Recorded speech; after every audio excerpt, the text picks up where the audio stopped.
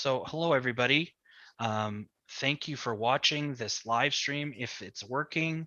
My name is Jason Norman. I am Program and Events Coordinator at the Writers Guild of Alberta.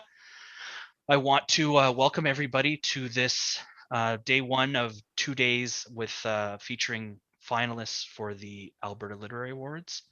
They're going to be reading some of their work for you, and we have a big lineup today and tomorrow.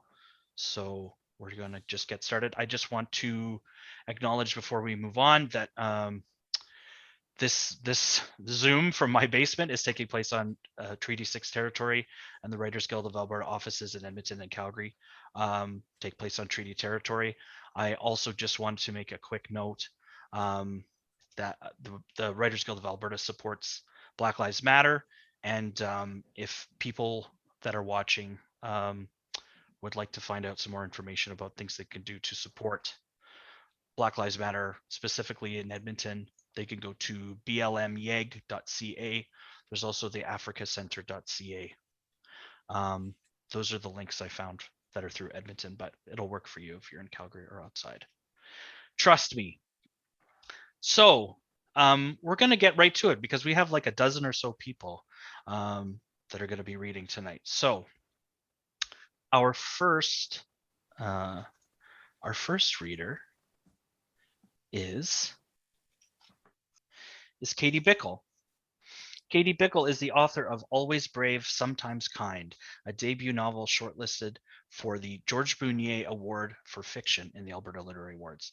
Previous chapters from this novel have won the Alberta Literary Award, the Howard O'Hagan Award, the Alberta Views Fiction Contest, the Writers Guild of Alberta's Emerging Writer Award, and have been published in various literary journals. Katie is also a two-time Alberta Foundation of the Arts Artist Grant recipient and the owner of the Always Brave Creative, an agency offering resume preparation, website and brand design, and manuscript consultation. And you can learn more at katiebickell.com. So, Katie, are you there? I'm here. Thank you very much. Take it away.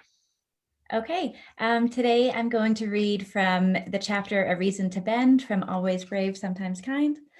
And this takes place in 1999.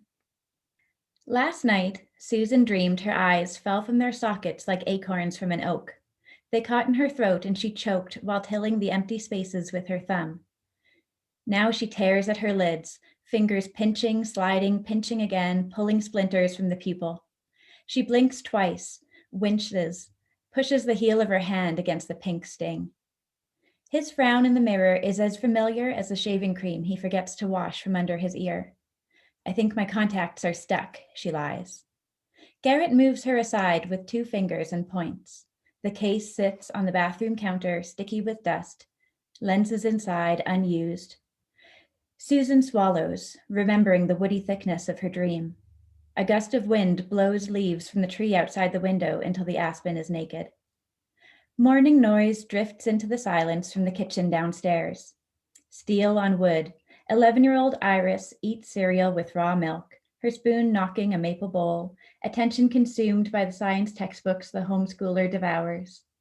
From a tabletop radio, East Coast voices sing It's the End of the World. Susan worries about that radio, its signals and waves bouncing off the walls and all around the house, mutating their genes. Maybe that's why Susan's always changing. If it were off, she would hear daisies shrink into dried fists, the universal winter only 2 months away. None of this will matter, she tells her husband, not after Y2K. Capitalism will crack apart like a rotten squash, and the pump jack will stop.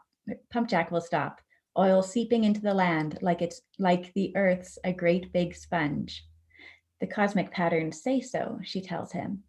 If only he knew how close she was to figuring out those damn mysterious lines. You might hear my dog every now and then. Excuse me. You haven't been taking your meds. I feel fine. Susan. She knocks knuckles against her forehead so he can hear her better. No drugs, no drugs. You know what they do. He holds her wrists between his thumb and index finger. His jaw makes Susan think of the boulder that sits on the top of the driveway, the rock that watches and waits and means home to her in its effort to guard those she loves. A gargoyle is trapped inside that uncarved stone, powerless to ward away the company's evil men. Susan will be sent away, and soon. What she wonders is whether she'll come home to that stone. She starts to cry, and the granite in Garrett's face softens. He sighs and imagines his exhale, blowing dandelion seedlings from her shoulder. None of this is his fault. She'd let go 1,000 wishes for him if she could. Remember that first summer when my hair got caught in the spruce? She offers him this, the moment they met, 2 kids planting trees in Alberta's boreal. He lets go of her hands and she wraps her arms around his shoulders like a vine, runs fingers through the steely flecks of her husband's graying hair. Butterfly lashes rest on his bare chest. Thank God you found me, she whispers. I don't know what to do. The knot in his throat slides against the back of her head. Tell me what to do. He plants her in the potting shed after breakfast. Susan is meant to count seeds, but lets coriander spheres slip through her fingers in the same way dollars disappear from their joint checking account. She lights a herbal cigarette, clove and red raspberry leaf. Iris rides in a nearby pasture, and Garrett walks the perimeter of the east grazing field, noticing things. He is good at noticing. Garrett can find a stranger's fresh footprints in the soil or spot the smallest growth of invasive grasses, their seeds tracked in from the threaded grooves of the company's hired boots. Garrett can see all these things, but not the lines drawn right there on the land, right in front of his face. But it's not just him. Sometimes it's as if the cosmic patterns don't want to be read. Susan has deciphered parts of them, but not the whole thing. The lines are scribbled all over, like how the earth looks like a stitched quilt from an airplane window. They draw a picture and tell her how to save this place, if only she would grow tall enough to read them all at once. It's a good thing, then, that roots will soon shoot from the tips of her toes and let her head tower to the sky. She would do it for them, for Garrett and for Iris, no matter how much time it costs her beneath the bark. Her husband kicks a post as he inspects the fence's barbs, rusted 2 decades earlier than their 30-year guarantee. Hydrogen sulfide poisons everything, even lifeless metal. They both know it doesn't matter. The cattle are too ill to roam and too thin for anyone to steal. There are only 9 cows left. In the neighboring fields, the company's pump jack lowers its dark head to drink, steel from the earth biting back into it like a wolf pup eating its mother. It keeps moving just to spite her, that vicious pump jack. It knows she sees the signs. She tried to climb it once, the wind drawing lines in the snow all around.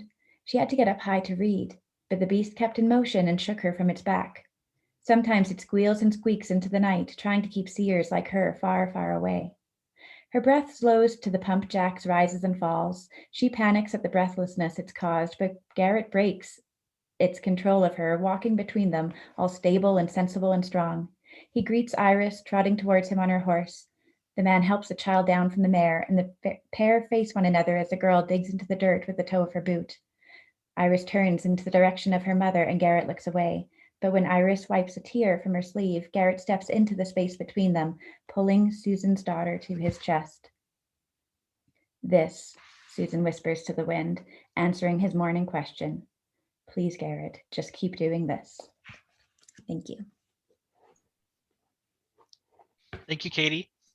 That was great.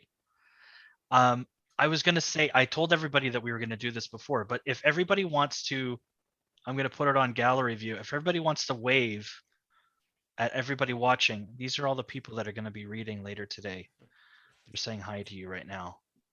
I will also mention that if you are watching this on YouTube right now, congratulations on figuring that out. And this is also where you can watch the Alberta Literary Awards presentation. The video, it's a video presentation this year. If you are familiar with what we did last year, it will be sort of the same with a couple different twists to it, and we'll be premiering it live on this YouTube channel. And then people can watch the recording and share it far and wide afterwards. So another wave from everybody, and then I will take it off speaker view if that worked. Thanks so much. And oh, did I say June 9th? Because June 9th, 8 p.m. is when the video presentation will be for the Alberta Literary Awards. So next up, we have Timothy Caulfield. Timothy Caulfield is a Canada Research Chair in Health Law and Policy, a professor in the Faculty of Law and the School of Public Health, and Research Director of the Health Law Institute at the University of Alberta.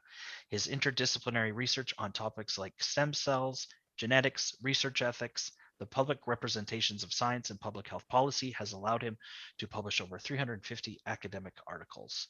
He has won numerous academic, science, communication, and writing awards and is a fellow of the Royal Society of Canada and the Canadian Academy of Health Sciences.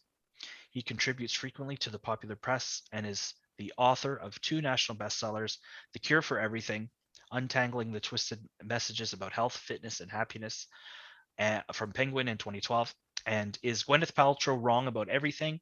When Celebrity Culture and Science Clash, from Penguin in 2015. His most recent book is Relax, Damn It, A User's Guide to the Age of Anxiety, from Penguin Random House 2020. And that is what is the finalist for the Wilfred Eggleston Award for Nonfiction Book. Caulfield is also the host and co-producer of the award-winning documentary TV show, A User's Guide to Cheating Death, which has now been shown in over 60 countries, including streaming on Netflix in North America. Timothy, take it away. Well, thank you so much. And first of all, I want to say I'm honored to be here. I'm honored to have the opportunity to read with this fantastic group. Go Alberta authors. I am going to read from my new book, Relax, Damn It. And this book is really a book about the daily decisions that we all make. The grander ambition of the book is an exploration of all the social forces that really twist how we see the world, whether it's cognitive biases, ideology, the spread of misinformation in the context of health, you name it. I try to look at all of those complex forces. But the gimmick is it takes place over a typical day. And I use those kind of decisions that we all make, hopefully to make it relatable. And I look at some very serious decisions that we all make, but I also look at frivolous ones. And that's what I'm going to talk about today, a pretty frivolous decision that we all make. So here we go. 6:50 a.m., get dressed. Once upon a time, I owned handmade custom leather pants, and I wore them in public. More than that, I wore them on stage. They were tight, as I said, custom. I was fronting a new wave band during that nanosecond of history when that wasn't a horrifyingly embarrassing thing to admit. It was agreed upon by everyone in the band that getting custom leather pants was a very new wavy thing to do. We each got a different color. Seriously, we did this. Shortly after our first all-leather gig, a fan approached to tell me she'd enjoyed the set. I was feeling pretty rock star. But just as she turned to leave, she pointed to my crotch and said, "By the way, you can't wear underwear with those, especially tighty-whities." This unsolicited advice led to an emergency band meeting. After carefully inspecting each other's rears in different lighting conditions, we really did this, we all decided she was right. The underwear had to go. The underwear lines were simply not acceptable. Thus, all future gigs were performed commando, sans undies. Now, I've been calling these pants leather, but in reality, they were made from a leather-like material. It was like wearing tight-fitting plastic garbage bags. The stage was hot. I jumped around and sweated like a pig. We were 5 young men who rarely washed our clothes. You can do the math. When I unzipped my pants to pee, it was as if I was standing over a compost bin filled with old cabbage. I believe it was our light man who put an end to the leather madness. Get rid of those effing pants or get rid of me. I remember that like it was yesterday. Why did I tell this story? Well, underpants are a fine idea if comfort and the control of odor are your concern. So my recommendation is to wear them, as I have done every single day since my leather pants fiasco. Surveys suggest that as many as 25% of us go commando some of the time, and a whopping 7% live sans undies all the time. There are no health risks associated with this practice, but yuck. And if this is how you want to swing through the day, fine. But please wash your pants if you're sitting next to me on the plane. To be honest, if you are a male, the only big undergarment decision is boxers or briefs. There has been a bit of research, but not as much as one would expect given the intensity of the boxer versus brief debate, that suggests that snug underwear, such as the classic tighty-whities, results in a higher scrotal temperature and as a result, a reduced sperm count. A 2018 study of men attending fertility clinics found that those who reported wearing boxers had a higher sperm concentration. Other studies have come to less pessimistic conclusions, finding that the selection of underwear had no effect on time to pregnancy for couples aiming for that goal. If that isn't your goal, then wear whatever you find comfortable. If you are trying for pregnancy, going with boxers might help a small amount, but the data isn't conclusive. It couldn't hurt. I could find no research on the attractiveness of skin-tight, leather-like plastic pants. Thanks very much. Thank you, Tim, for that very important work that you do. It's crucial. It's crucial. Absolutely. Oh my goodness. Okay, we will move on to our next reader, Tyler Enfield. Tyler Enfield is an Edmonton-based writer, photographer, and filmmaker. His most recent book, Like Rum Drunk Angels, is the 2021 winner of the Western Writers of America Award. His previous novel, Matter Carmine, won the High Plains Book Award and was a finalist for the Robert Croach City of Edmonton Book Prize. He is also the co-writer and director of Invisible World, produced by the National Film Board, winner of 3 Alberta Film Awards. He lives with his wife and 2 daughters. And Like Rum Drunk Angels is a finalist for this year's Robert Croach City of Edmonton Book Prize. So, Tyler. Yep. Take it away.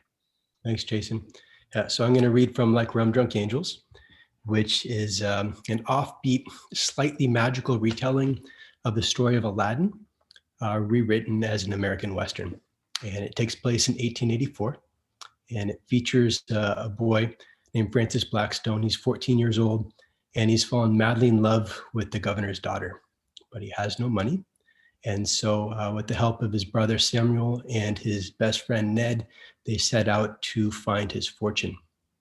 And very early on, Francis realizes that his philosophy is anything for love, absolutely anything.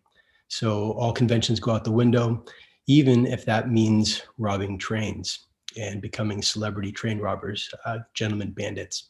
So I'm going to read you the chapter that begins with that introduces their very first attempt at a train robbery.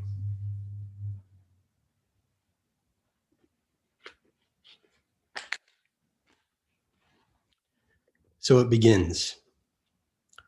They enter through the back door of the train and find the passenger car is loud and buoyant like a dinner party, with everyone engaged in some form of exchange while a waiter in a tuxedo pushes a drink cart down the aisle, taking orders and pouring elaborate, colorful concoctions into long stem crystal. No one appears to notice the gang. Francis steps forward. He asks aloud for everyone's attention, but his voice, unfortunately, fails to crest the din of merriment in the car, and he may as well be reciting Shakespeare to a tree full of toucans for all the good it does. Francis raises his pistol above his head and fires a single round through the roof of the car. All conversation ceases. This is an important moment. I'm now fully born, he thinks. I am ready.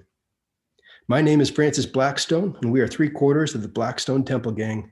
I'll kindly ask you to put your hands in the air, for this is a San Joaquin County train robbery. Next scene. His brother Samuel walks down the aisle with his upturned hat before him, working the passengers to the right.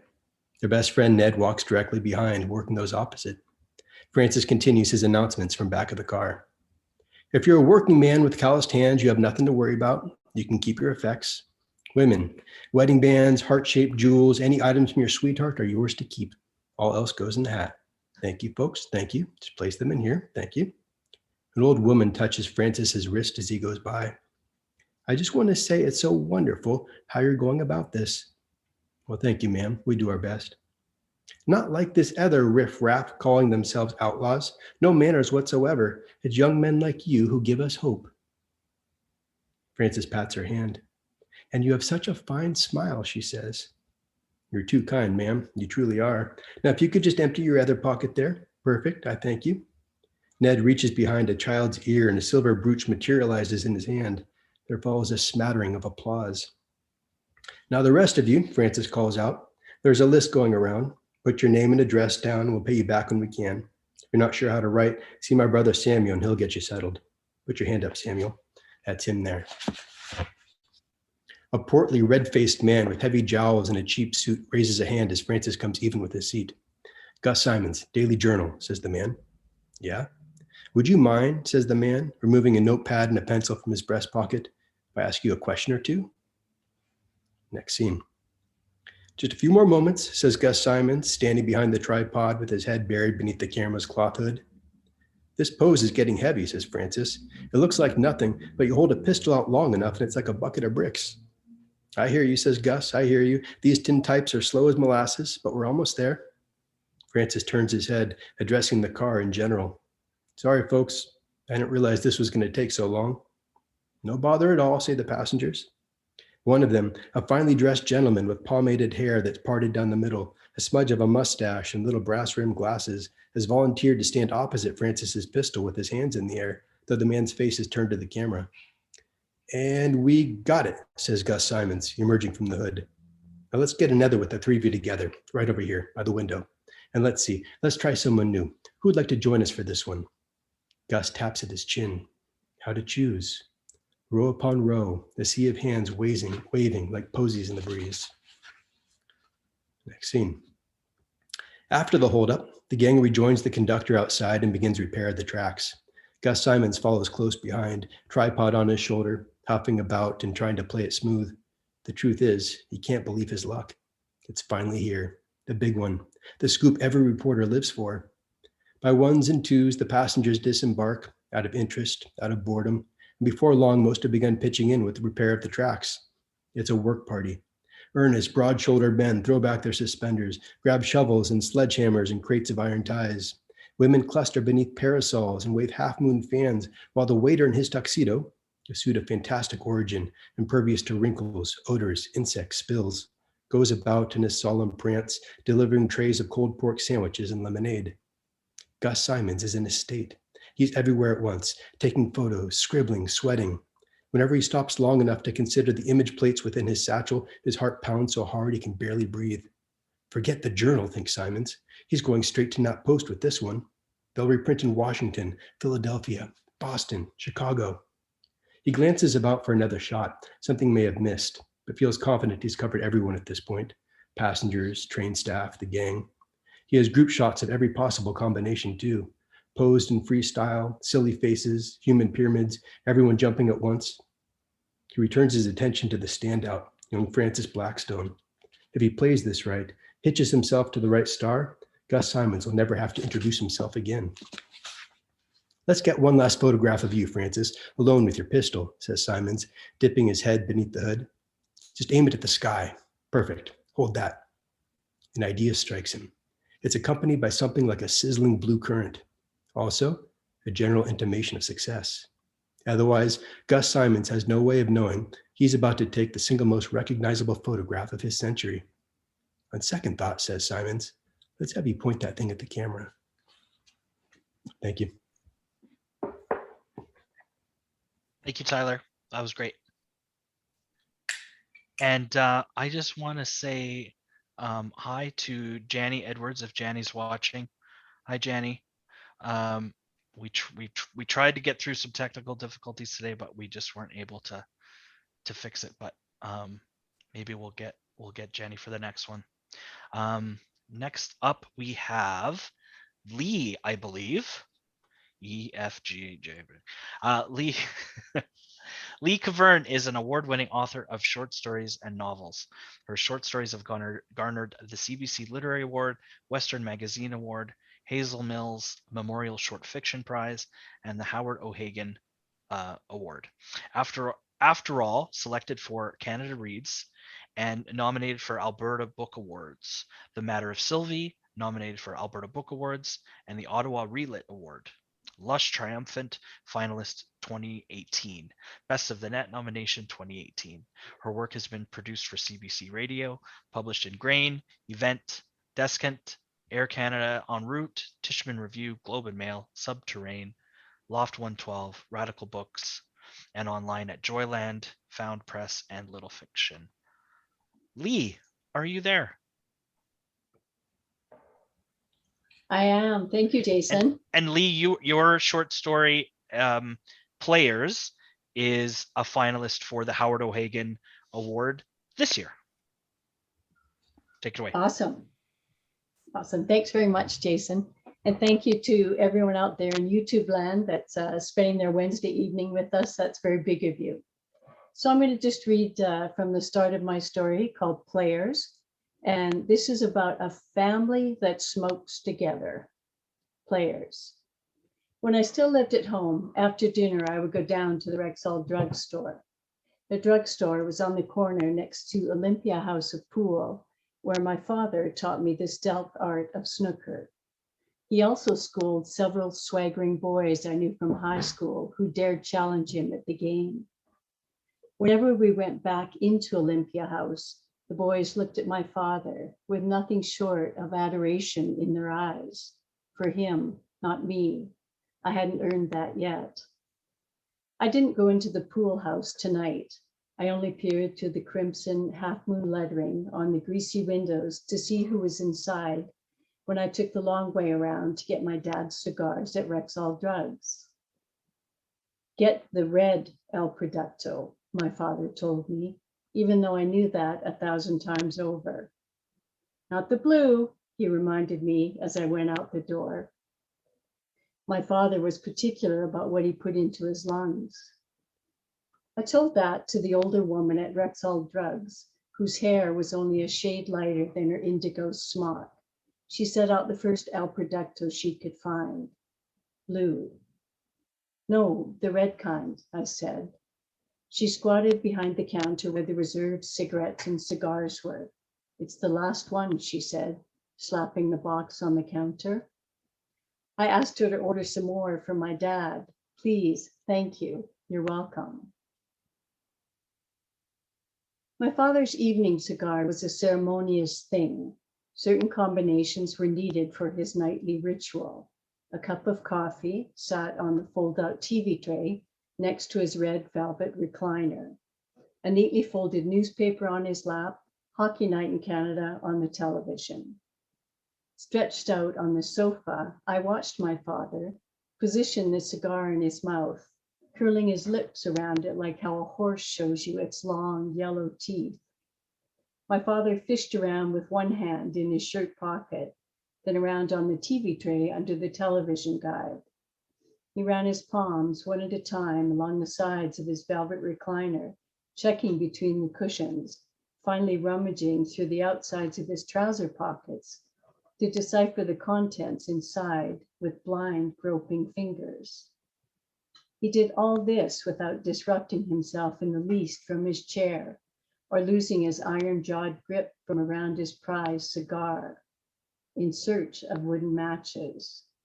Nor did his eyes stray from Frank Mahovlich on the television. My mother was in the kitchen with her cup of coffee, Bic lighter, and Peter Jackson's cigarettes. Whenever I went to Rexall for her, I asked the indigo smocked woman for a man for my mother, please and thanks. The woman would pluck a package of Peter Jackson's from the shelf, then burst into a fellow smoker's cough laugh like I was the funniest person she'd met. I liked her and her indigo hair all the more. More than that, she made me feel like a human being worthy of nicotine respect. Unbeknownst to her and my mother, I got my strong, short cigarettes from the vending machine at the Shell gas station where my mother and I both worked. My mother did the books, I womaned the tills after school. My teenage arms, the right kind of skinny, so that I could push my arms strategically up into the sharp metal bowels of the vending machine. A perilous maneuver if you lacked my steel-nerved skill and skeletal appendage. I could extract any number of free packs of cigarettes, like an immoral surgeon harvesting healthy kidneys for resale. I didn't resell mine. I limited my personal supply to 2 packs a week so as to avoid suspicion. Often, I chose John Player Special with the slick black and gold cover, carcinogenic elegance. I changed my selection to avoid detection from my mother, who paid no attention to what brand I smoked. She preferred the long game of her man Jacksons to my short, strong player game. Much to the bafflement of Bill, the sales rep who came weekly to empty the money box and restock the cigarettes in the vending machine. He could not figure out why the money was short every single week. Honestly, I have no idea, Bill, my mother said, apologizing, even though it was clearly not her fault. No one other than her and Bill had the key to the vending machine. And from Bill's lit up eyes, whenever he saw my mother, I could see that she was beyond reproach in his mind. And I'll leave it there. Thank you. Thank you, Lee. And where can people, when people want to read the rest of that, want to read the story themselves, where was this published? This was published in Grain Magazine. It comes out of Saskatchewan, so you could probably find it at a good bookstore, a good indie bookstore, Grain Magazine. Great. Thanks. And we will move on to our next reader, who is Annette Lapointe.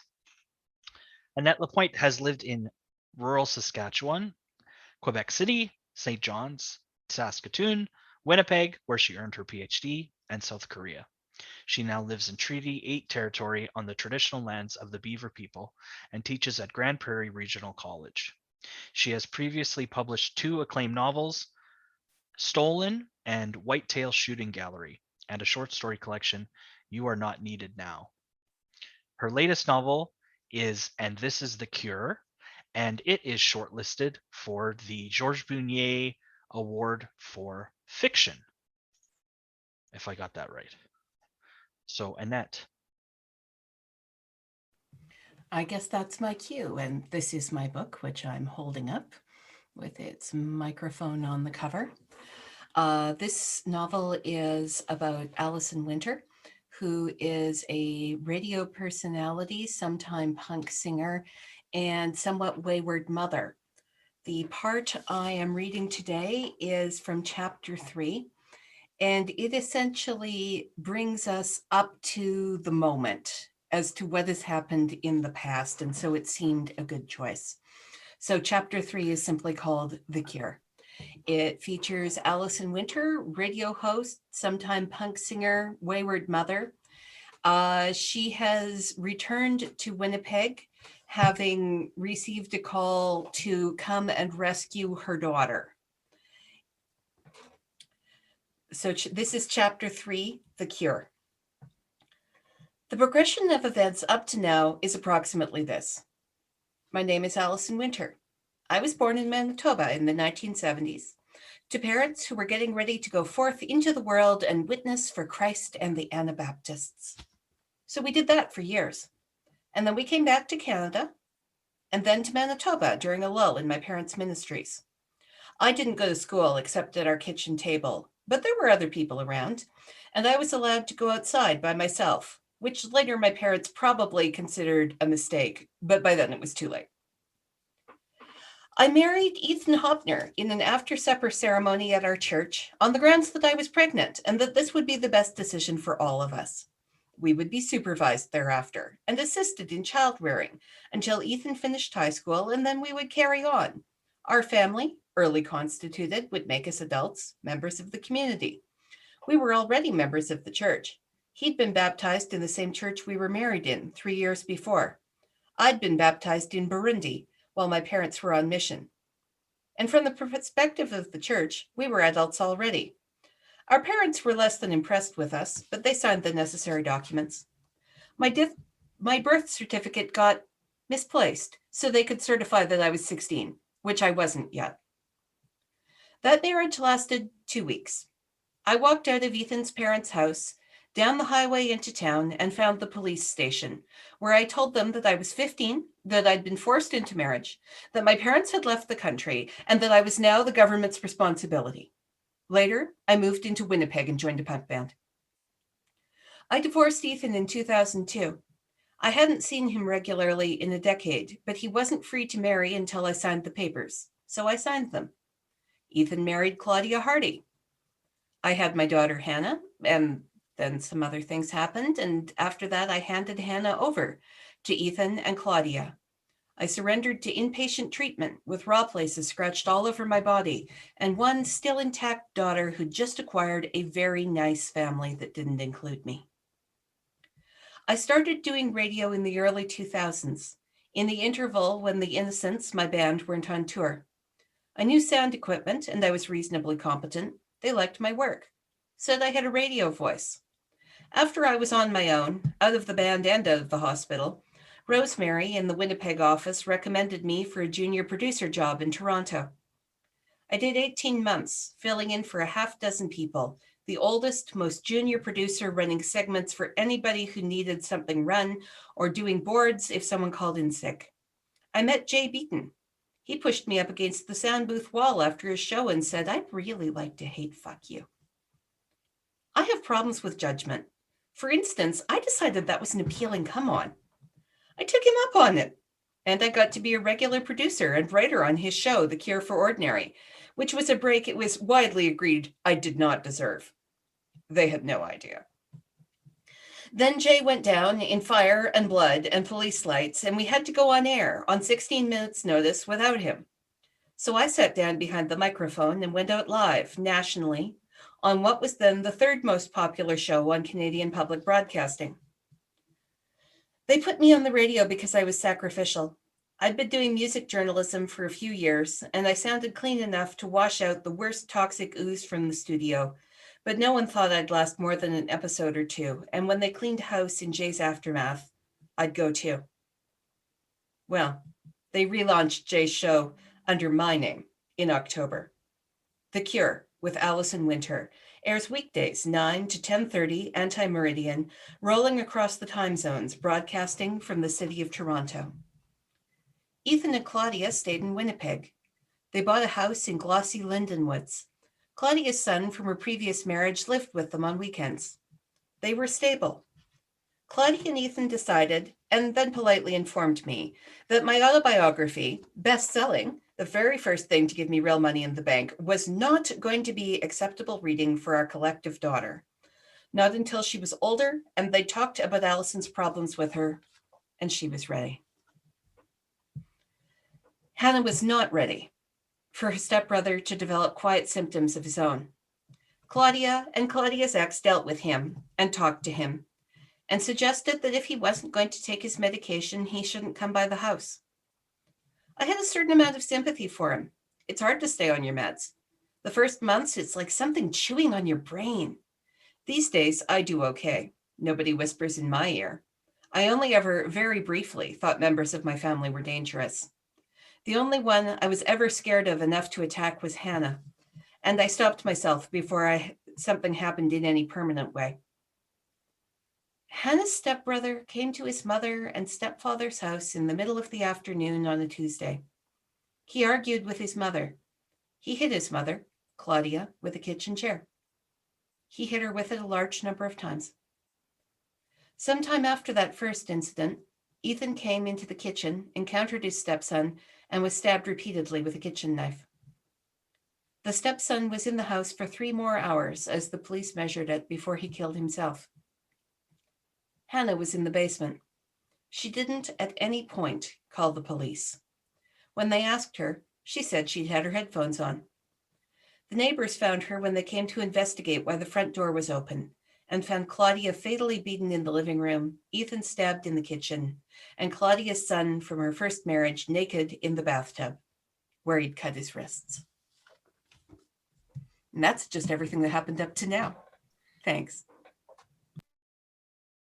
Yeah, that's just chapter 3. Or is that what you said? Or 3 or 4? Yeah, that's chapter 3. Chapter 3. And it's just catching us all up. Thanks, Annette, and sorry for the technical thingy that happened there. We're gonna see if it's gonna stick like this. Okay, I think it's back on me now. Okay, perfect. We'll go to our next reader, Clem Martini. Clem Martini is an award-winning playwright, novelist, and screenwriter with over 30 plays and 13 books of fiction and nonfiction to his credit, including the W.O. Mitchell Award-winning Bitter Medicine, a graphic memoir of mental illness, The Unraveling, and The Comedian.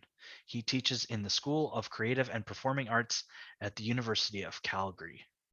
And I will also say that, I have it written down here,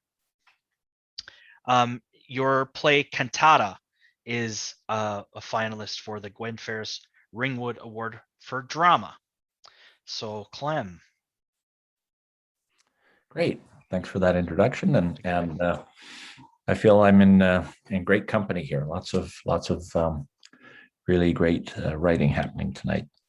So Cantata is the portion that I'm going to read involve two adult brothers, Martin and Dennis, who are trying to navigate a situation. The situation is that Dennis has lived with schizophrenia for almost 40 years, lives with his mother, and his mother is struggling with Alzheimer's. So Martin and Dennis meet in a Tim's coffee shop.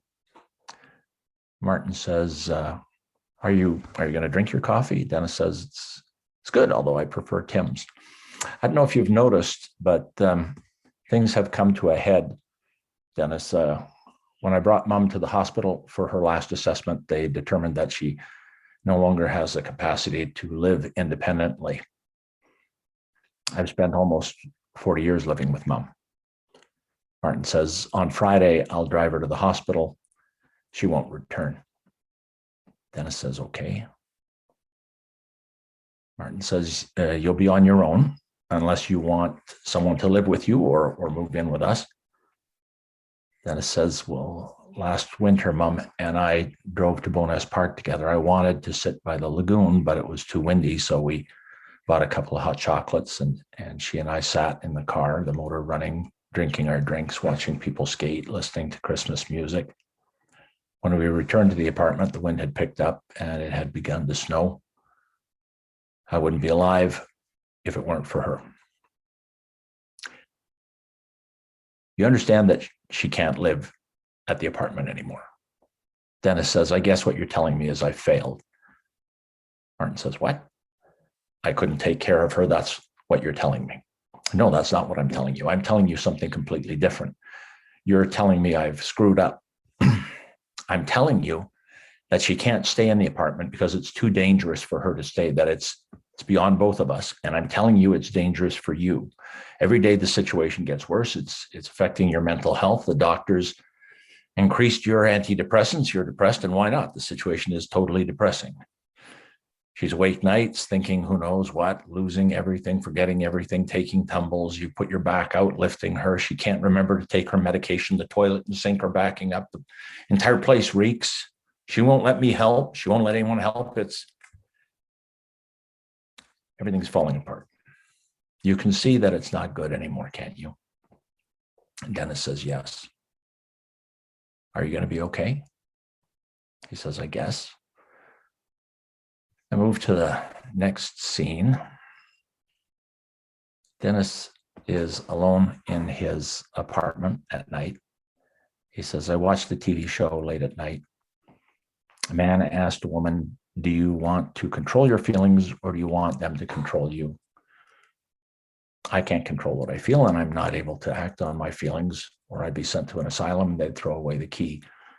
I own an old Viewmaster, a plastic viewing machine with eye holes at one end to look into and a slot on top, which you insert a flat cardboard wheel with tiny plastic slides. And as you depress a lever on the side, the disc spins about and the slides rotate around and around with each click of the lever.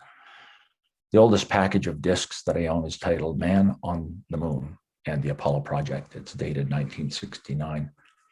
That's when I received it as a Christmas present. I remember presenting to my class in elementary school about the Moon Project and lunar excursion module about man stepping into the future. Everything looked so clear. The astronaut climbed out of the excursion module into the darkness of the moon's rocky surface. Click. He looked about at the stars and the earth hanging in the sky, and click, he planted a flag. He holds up the Viewmaster. Here's my view, my life in the Viewmaster. Click. I'm born. Martin says, I don't know how to take her there. Dennis says, click. I get diagnosed with schizophrenia. Martin says, it's 2 a.m. Dennis says, click. I wait in the psych ward in a hospital gown, trying to figure out what to do with the rest of my crazy, useless life. Martin says, I'm awake in my bed. Dennis, click. I move back home with my mother and click, click, click, 39 years fly by. Martin says, and every time I think about the impending journey to the hospital, and it's impossible to stop thinking about it, I'm filled with dread. Dennis says, click, she develops dementia. And I try to help her, but I can't. Martin says, I try to organize my thoughts. Dennis says, click. I transform into Judas and betray her. Click. I turn her out of the apartment. Click, click, click. Martin says, I've discussed with my mother how the transition will proceed, that it will take time, that it will mean being registered through the emergency ward and signed into the transition unit until her assessment has been completed. And only after the assessment has been finalized will she be offered a placement at an assisted living facility where they'll provide reliable medical care and a comfortable living arrangement. And she's finally agreed. But what does any of that mean, really? She's agreed, yes, reluctantly, unhappily, but will she even remember the conversation later this morning when I arrive at the apartment? Will she remember it the second we walk out the door? If she forgets or refuses to leave at the last minute, what am I to do? What if at the hospital she tells me she's changed her mind? If she turns about and shoves her walker out the hospital's main entrance, what should I do? I lie awake, turning these things over and over and over. At 3 a.m, I rise and take my place at the dining room table of my darkened home. I fire up the computer and prepare a list of the problems. There are dozens. I scroll down to a fresh page and begin a list of alternatives. There are none. The day approaches and I'm sick with anxiety, sick with dread. I drive to the Y and run the track. He begins running on the spot, past the treadmills, past the elliptical machines, past the seniors lounging against the metal railing, chatting, past the stationary bikes, the balance balls, the chin-up beams, the seated leg curl, and the Stairmaster. I try to think things through. I try to find a way forward that presents a strategy that won't result in Dennis relapsing or my mother feeling betrayed. I can't see a good outcome. I focus on running. I focus on breathing. I wait for my brain to clear. He continues running. One more lap. Lights down. That's the end of Act 1. Thanks very much. Thank you so much, Clem. That was great. Thank you. Our next reader is Peter Midgley.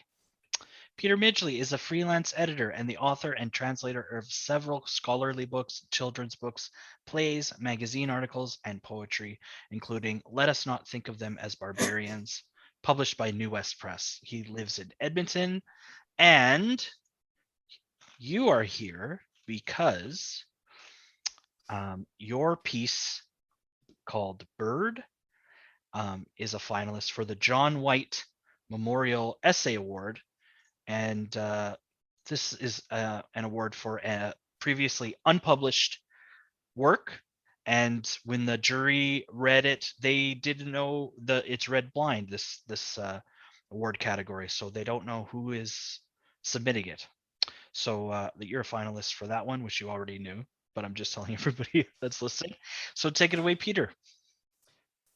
Thank you, Jason, and thanks to the WGA and to the jurors. This story is about the first few days with my foster parrot, an African grey. For those who don't know it, African greys are among the most trafficked birds and the most abandoned birds in the world. And because of their parrots, they outlive their owners. So please, if you can, do donate to bird shelters and help to rehome them where you can. So, Bird. Let's call him Bird. I'll tell you his real name, but I fear for your safety.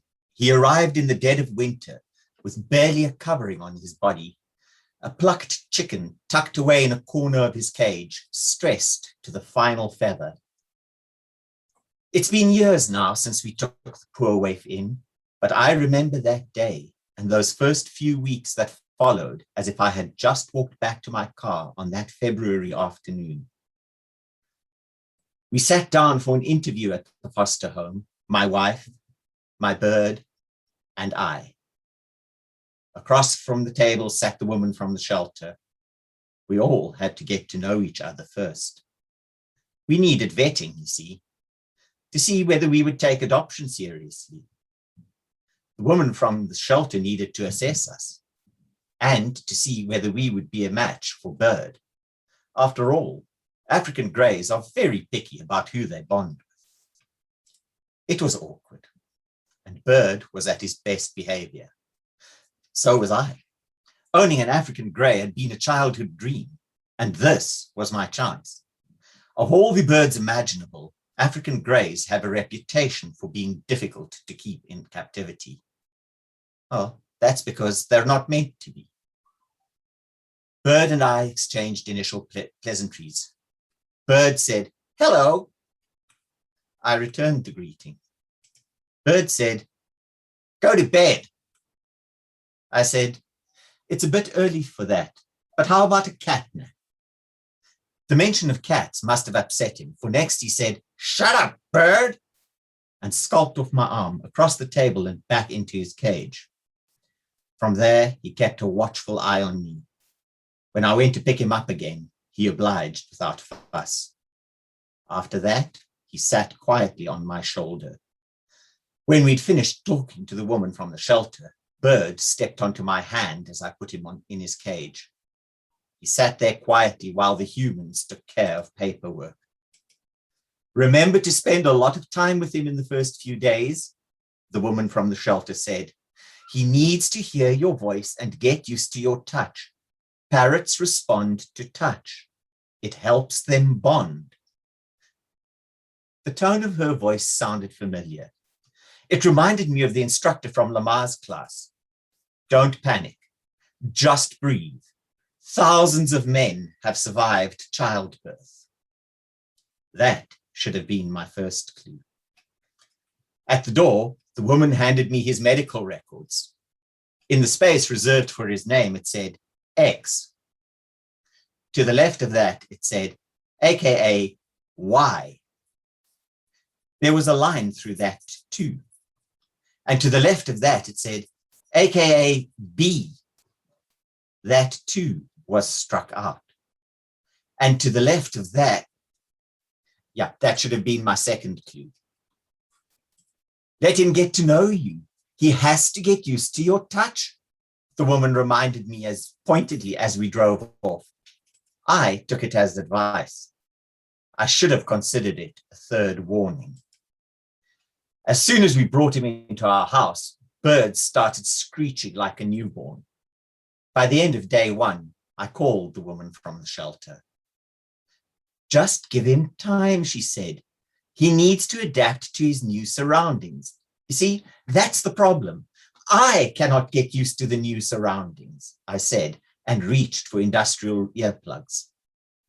For the next 2 days, Bird kept to his corner of the cage. I kept to my space. At least he wasn't screeching anymore. Gradually, we reached an understanding. He no longer screeched when I approached the cage with food. I did not approach without consent. Slowly, we inched closer. Bird eyed me with suspicion and withdrew to the furthest corner of the cage. On day 5, I stuck my hand into the cage. It might have as well have been Hannibal Lecter's cell. There was a rapid flurry of feathers, the yell of a harpy eagle, and an unkind word or 10 that would later be repeated to visitors. I retreated to my corner. Bird looked at me. Those eyes demanded Chianti. And I'll leave it there. Thank you so much, Peter. That was great.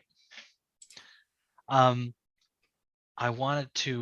just wanted to remind everyone watching that there are more readers tomorrow. So if we didn't finish a category today, we're probably going to have the rest of the people from that category in tomorrow's reading. So we had just about almost every single finalist got back to us. So just wanted to remind people of that. So our next reader is Beth Sanders. Beth Sanders is an award-winning city planner who works with citizens, city government, business, and community organizations looking for practical ways to navigate the complexity of city life so they can hear each other and make better cities. She is the author of Nest City: How Cities Serve Citizens and Citizens Serve Cities. I practiced that earlier. And Nest City is a finalist for the Robert Crouch City of Edmonton Book Prize, along with Tyler, who you heard earlier. So, Beth, are you there? I am here. All is good on the technical front. Good. So thank you for that, Jason. I'm here with my book, Nest City. And I think my confession is about, gosh, I stopped counting about 15 years ago when I had spent 17,000 hours at city council meetings across the Canadian prairies, and found myself always observing and witnessing, like, what is this dynamic, this thing that we have when we make cities for ourselves? And it took quite a while, but then a book came out of it. So I'm going to start today with just some words in the introduction. So how Nest City starts. So the nest here is a metaphor. Peter, I'm thinking it's quite apt that I'm following your bird piece with a nest. So this starts with some nesting instincts. One spring morning, my 13-year-old son called me to come see the geese walking to school. I didn't respond right away and continued to fold laundry. He called again with more vigor, so I joined him beside his abandoned breakfast at the kitchen window. And he wasn't joking. 2 adult geese and 5 yellow goslings were making their way down the sidewalk. They crossed the road, turned a corner, and started to head down another street. This was usually the time when I head out for a walk to the ravine that runs through my neighborhood before I get to work. So I followed the geese. They seemed to know where they were going. And the route took them directly through a construction area where city contractors were fixing pipes and sidewalks and roads in our neighborhood. And the geese stopped to tuck in between 2 houses along the way, perhaps because of the noise, the bustle, the vibration of the construction site and the heavy machinery. I zipped ahead to tip off one of the workers, and instantly this 20-year-old wanted to know where they were. He spotted them, and then he went to talk to his boss. And before I knew it, the contractors had stopped their work. Being geese, they didn't know that the road was closed, and they waddled through the construction site while the workers watched in silence. And these geese didn't know that the next 2 roads to cross were both 4 lanes of busy morning traffic. And the 20-year-old construction worker and the 50-year-old construction boss and I took it upon ourselves to step into traffic and clear the path. The drivers were raging mad, and then they were thrilled. We helped the city stop for a moment to make a safe crossing for the geese. We did not direct the geese. They knew where they were going. We just stepped out into traffic and followed our sense of direction as much as the geese did. We knew the initial reaction of the city would be the anger of morning commuters, yet knew it was the right thing to do. Sometimes what needs to be done needs an escort, a path cleared. and the 50-year-old construction boss walked with the geese to the ravine and down the river to make sure they arrived safely, and he followed a call from his heart. But this notion of escort for me, this notion of being with what wants to happen but not making it happen, is a new form of leadership. It's about letting what wants to happen happen. It's about revealing what wants to happen. It is a form of stewardship that does not protect and conserve, but rides alongside. And it's a form of guiding that clears the way without directing the way. And it's a form of leadership that understands that being part of something bigger than the personal, the mine or yours, means following that something bigger. Moreover, it's a form of relationship that involves being in explicit relationship with something bigger. David White's The Three Marriages articulates the relationships we each have with self, with work, and a significant other, each coming with spoken and unspoken vows. And as I read White's book, the voice inside my head kept calling out, there is a fourth marriage with community. There are spoken and unspoken vows in our relationships with the communities in which we live, our neighborhoods, towns, villages, and cities.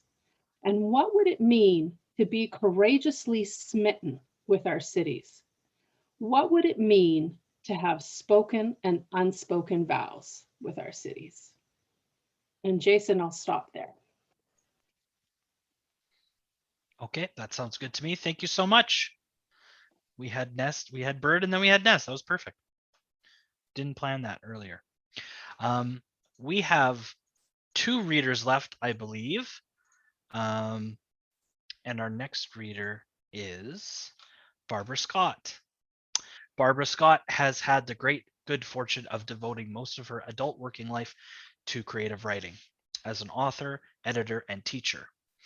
Her book, The Quick, won the City of Calgary W.O. Mitchell Book Prize and the WGA Howard O'Hagan Award for Best Collection of Short Fiction. In 2015, she received the Lois Hole Award for Editorial Excellence. Her first novel, The Taste of Hunger, will be published by Freehand Books in fall of 2022. And Barbara Scott's essay, Black Diamond, is also a finalist for the John White Memorial Essay Award for that blind judge category. So Barbara, hello. Take it away. Am I on? I think so. Oh, good. Well, this is a very quiet essay. It was written about a year of astounding loss in my life, and the small moments of grace that can come out in those times that just transform you.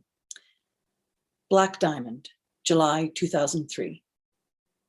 I leave Calgary in evening sunlight that is just beginning to thicken as it does in late July. In the rearview mirror, Calgary's high rises shrink to a Legoland of concrete cubes. The blacktop abandons its straight prairie lines to snug up against the soft curves of the foothills, and my mind loops ahead of me, anticipating every turn. The slough that flashes deep blue at the bottom of the valley, the sudden opening onto the broken teeth of the distant Rockies. I am headed for Black Diamond and know this road by heart. But I've never seen the land quite like this, at the end of a 5-year drought that burned the fields so brown you thought they would never green again. And yet, here they are, lush with the June rains that this year fell and fell as if they would never cease. The sloughs are brimming over, lapping at fields that are still a brilliant green, even after the crisping heat of July. The cattle are fat and brown, the ducks so gorged they can barely lift themselves in flight. Bugs splat full of juice against the windshield. The abundance of all this growth is somehow accusatory, and inside it I feel scraped and empty, pared down to the bone, a skeleton mistakenly invited to the feast. Not 2 hours ago, my husband and I sat in our family room and quietly, politely even, agreed that whatever comfort, whatever succor we need, we will have to find from others because we have nothing left to give. I do not know if a marriage can survive this kind of bald admission, and that uncertainty is part of what has driven me here. I am not sad or angry. I am numb, even to the beauty of the landscape that rolls past my windows. But the almost aggressive plenitude reminds me that I don't know when or what I last ate. I don't feel hunger exactly, more I need to put something, anything, into my stomach. But it's late for small towns. Nothing in Turner Valley will be open except the bar. I swoop down the long curve between Turner Valley and Black Diamond. If the coffee shop is still open, I can grab a brownie or a cookie to tide me over. Tide me over until when is something I haven't considered. As I pull over across from the coffee shop, I see that the squat orange stucco building has been topped with lime green paneling and a yellow and white sign. Subway has come to Black Diamond.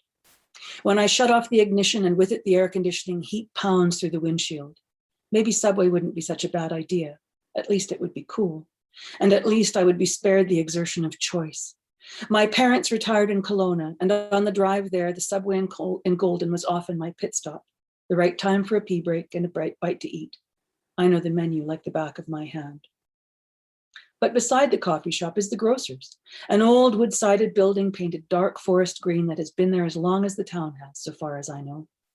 And in front of the grocer's is a blackboard with a chalk sign, homemade burgers, $5.50. A burger. I try on the thought for size. That might be nice. But just as I open the car door, a man comes out and pulls the sign indoors. The grill is set up in front of the store in the full blaze of the setting sun. I can't even imagine the kind of heat that man has put up with all day. No wonder he wants to quit. Still, I turn my back on Subway's promise of engineered air and walk across the street to see if the grocer has other edibles for sale. The store sells a little of everything in a dingy, anachronistic atmosphere.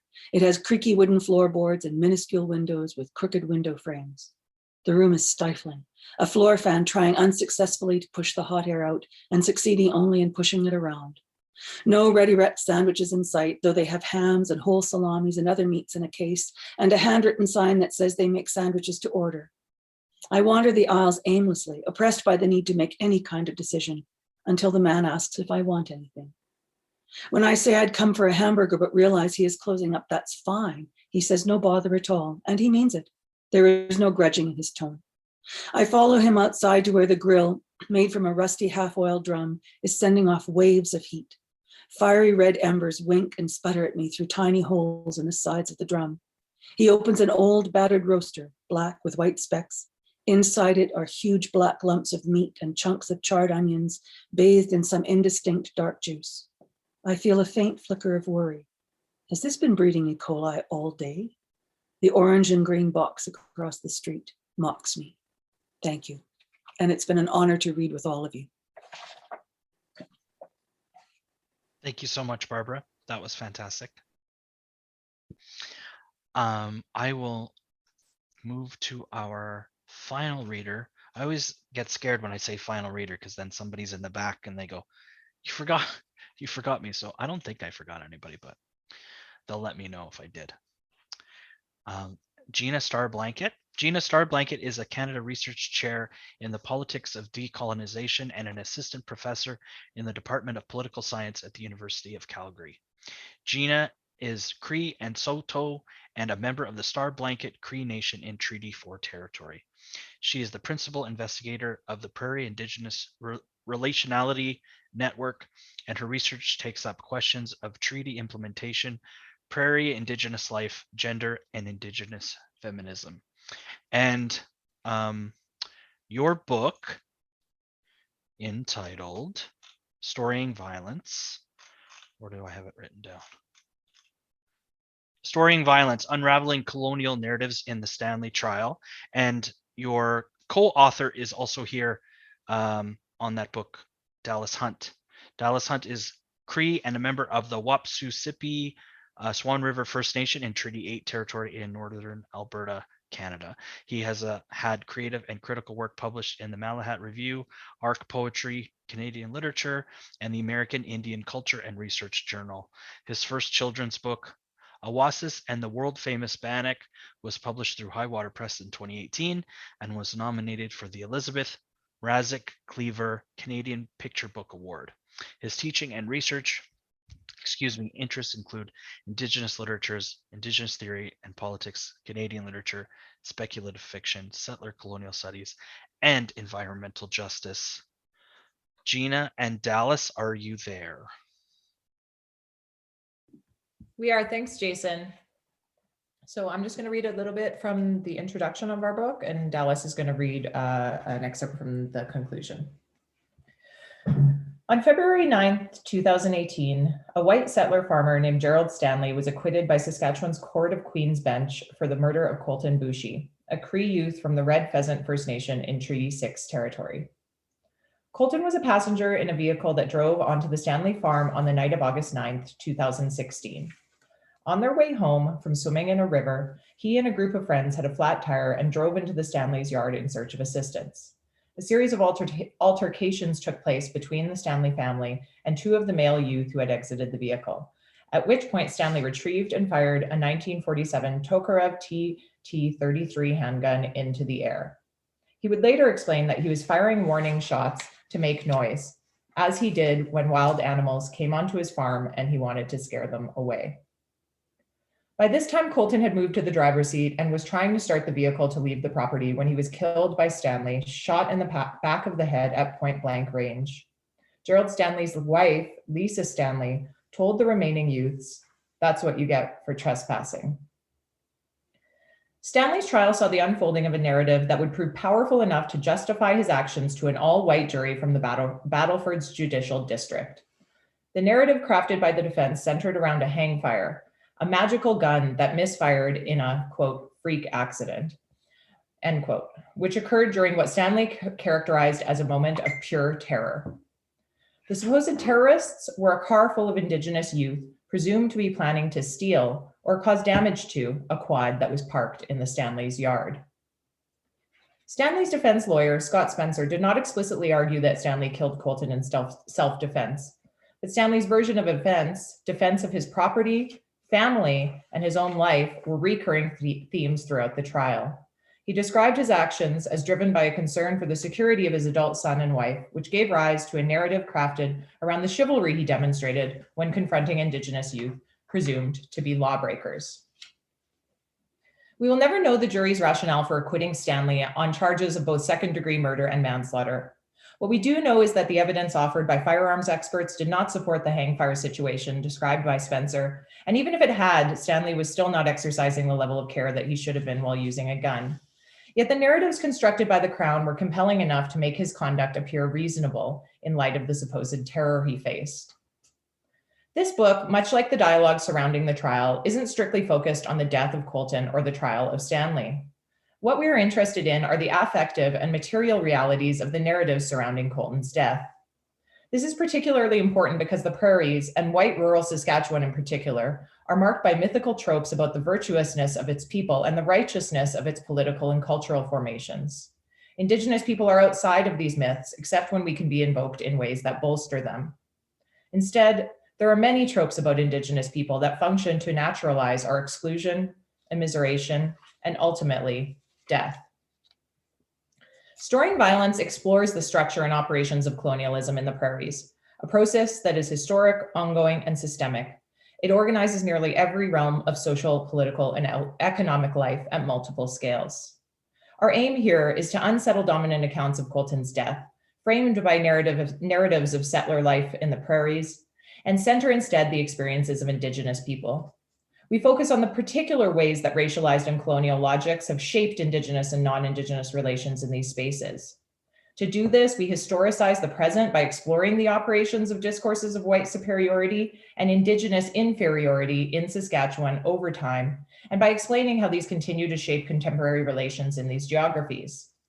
We deliberately place a spotlight on that which forms the supposedly invisible backdrop of oppression, interrogating the taken for granted assumptions about Indigenous peoples that exist in the prairies, and explaining the ways in which they function to configure the lives of all who reside here.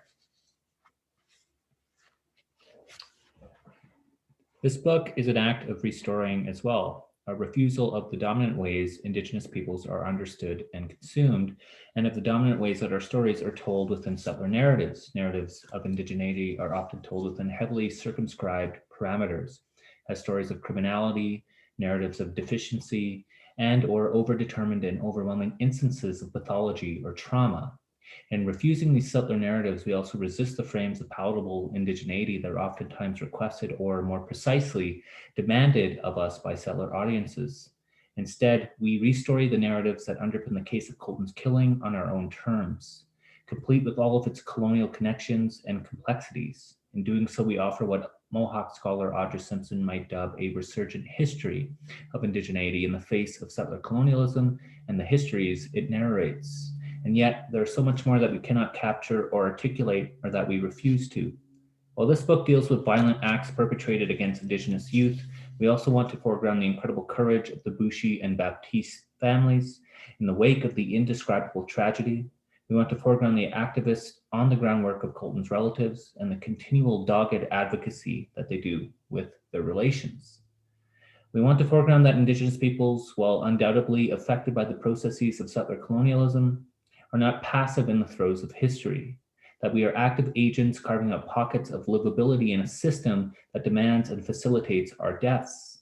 And finally, we want to foreground that Indigenous youth went swimming and felt joy in their ancestral territories one day, that they asserted their presence on lands that have been a part of them since before they were born, and that acting as an agent of history, as the culmination of centuries of settler colonial rage and entitlement, Gerald Stanley and eventually his supporters worked and have continued to work to stifle that joy. We refuse to let them. Hi. Thanks. Thanks to you both. And I didn't say it just before, but Storying Violence is a finalist for the Wilfred Eggleston Award for Nonfiction, along with Timothy's book that he read from earlier. And Harnarayan Singh, his book One Game at a Time is the third finalist for that award. And Harnarayan, I think, will be reading with us tomorrow.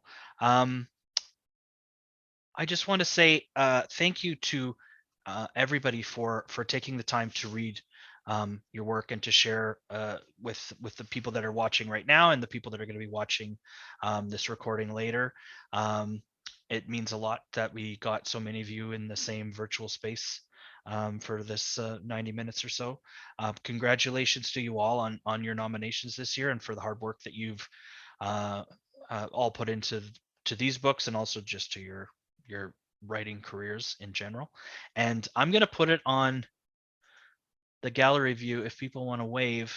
I think you're on the gallery view if people want to wave again.